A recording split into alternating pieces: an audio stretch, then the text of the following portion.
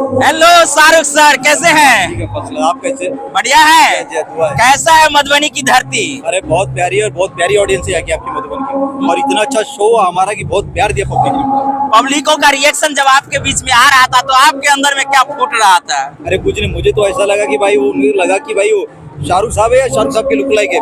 मुझे थोड़ा सा कंफ्यूजन हो गया, लेकिन वो जो भी कंफ्यूजन था वो क्लियर हो गया। मुझे पता चल गया कि भाई राजू रईकुमार जूनियर शाहरुख खान यहाँ पर आए मुंबई शहर से। और आपको बता दूं कि अगले महीने मेरी बायोग्राफी रिलीज है जिसका नाम है शाहरुख बनना आसान नहीं नहीं। जो अमेजोन और फ्लिपकार्ट पे आपको मिलेंगी। तो प्लीज उस बुक को खरीदे, पढ़िए और अपने व्यूज दीजिए कि आपको बुक कैसी लगी। एक आत्मकथा, एक लुक लाइक की बायोग्राफी है, जीवनी है जो मैंने लिखी है। सोशल मीडिया पर सर आप कहाँ हैं? सोशल मीडिया पे मैं आपको फेसबुक पे, ट्विटर पे, इंस्टाग्राम पे, गूगल प्लस पे, लिंक्डइन पे, हर जगह पर आपको मिलेगा। वो नाम क्या है जिस पर लोग सर्च करेंगे? आप सर्च कर सकते हैं राजू रहीकुमार